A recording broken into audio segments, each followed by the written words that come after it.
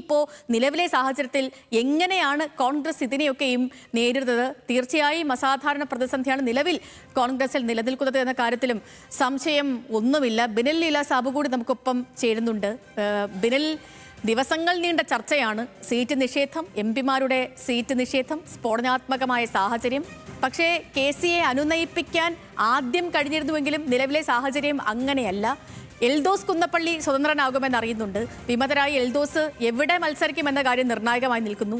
രാജിവെക്കാൻ ഒരുങ്ങിയ അലോഷ്യസിനെ ഇപ്പം പിന്തിരിപ്പിച്ചിട്ടുണ്ട്. ദീപ്തി മേരി വർഗീസ് ഈ എതിർ ശബ്ദം ഉയർത്തിയിട്ടുണ്ട്.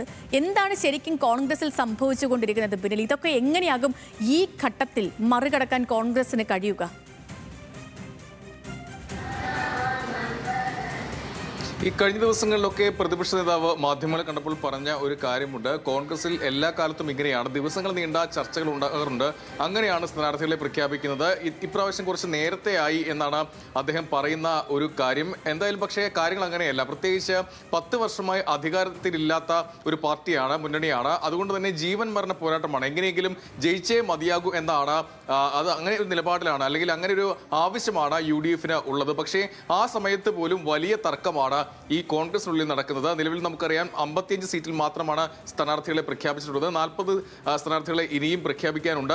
അങ്ങനെ അത്രയും സ്ഥാനാർത്ഥികളെ പ്രഖ്യാപിക്കാതിരിക്കുന്നത് തന്നെ ആ പ്രവർത്തനങ്ങൾ മന്ദഗതിയിലേക്ക് ആയി പോവുകയും ചെയ്യും. ഇനി 3 ദിവസം മാത്രമാണ് പത്രിക സമർപ്പിക്കാൻ ബാക്കിയുള്ളത്. 19 ദിവസം ഇനി തെരഞ്ഞെടുപ്പ്, കേരളം പോളിംഗ് ബൂത്തിലേക്കും പോകും. അങ്ങനെ ചുരുങ്ങിയ സമയം മാത്രമാണ് ഉള്ളത്. ഇങ്ങനെയൊരു മെല്ലപ്പോക്ക് കോൺഗ്രസിന്റെ ഭാഗത്തുണ്ടാകും. തെരഞ്ഞെടുപ്പിൽ അവർക്ക് തിരിച്ചടി ഉണ്ടാകാനുള്ള സാധ്യത ഏറെയാണ്. എന്തായാലും നിലവിൽ ഇങ്ങനെ കാര്യങ്ങൾ നിസ്സാരവൽക്കരിക്കുമ്പോഴും, അതായത് കുറഞ്ഞ സമയത്തുള്ളിൽ സ്ഥാനാർത്ഥികളെ പ്രഖ്യാപിക്കുമെന്നൊക്കെ പറയുമ്പോൾ പോലും ഒരു മുതിർന്ന നേതാവാണ് K. സുധാകരനാണ് വലിയ സമ്മർദ്ദം പാർട്ടിക്ക് ഉണ്ടാക്കുന്നത്, പാർട്ടിയെ പ്രതിസന്ധിയിലേക്ക് കൊണ്ടുപോകുന്നത്. ആദ്യം പറയുന്നു അദ്ദേഹം പാർട്ടി വിടും, മറ്റൊരു പാർട്ടി രൂപീകരിക്കും, അല്ലെങ്കിൽ BJP-യിൽ ചേരും, അങ്ങനെയുള്ള അഭ്യൂഹങ്ങൾ വരുന്നു, തീരുമാനങ്ങൾ വരുന്നു. പിന്നീട് അദ്ദേഹത്തെ മത്സരിപ്പിക്കാനുള്ള ഒരു തീരുമാനം അവിടെ ഹൈക്കമാൻഡിൽ ഉണ്ടാകുന്നു, ഒരു പുനരാലോചന വരുന്നു. പക്ഷേ ഇപ്പോഴും അതിൽ പോലും ഒരു തീരുമാനം ഉണ്ടാകാതിരിക്കുകയാണ്. എന്തായാലും വലിയ പ്രതിസന്ധിയാണ് K. സുധാകരൻ പാർട്ടിക്ക് ഉണ്ടാക്കിയിരിക്കുന്നുള്ള യാഥാർത്ഥ്യമാണ്.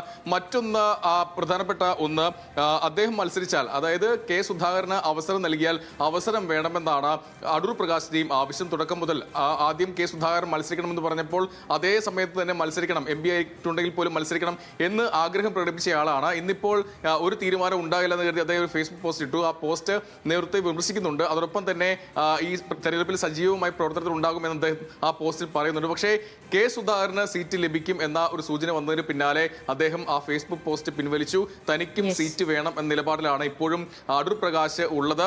എന്തായാലും കേരളത്തിൽ പലയിടത്ത് സമാനമായ സ്ഥിതിയുണ്ട്. അതൊന്ന് കൊച്ചിയിലാണ്. കൊച്ചിയിൽ ദീപ്തി മേരി വർഗീസും അതോടൊപ്പം മുഹമ്മദ് ഷിയാസ്, DCC പ്രസിഡന്റ്, അദ്ദേഹവും മത്സരിക്കാൻ നിൽക്കുകയാണ്. രണ്ടും ഒരു സീറ്റിലാണ്. അവിടെ മുഹമ്മദ് ഷിയാസിന് ആ സീറ്റ് ലഭിക്കുമെന്നാണ് ഇപ്പോൾ മനസ്സിലാക്കുന്നത്. പക്ഷേ അപ്പോൾ എങ്ങനെയാണ് ദീപ്തിയെ അനുനയിപ്പിക്കുക എന്നുള്ള ചോദ്യം അവിടെ ബാക്കിയാണ്.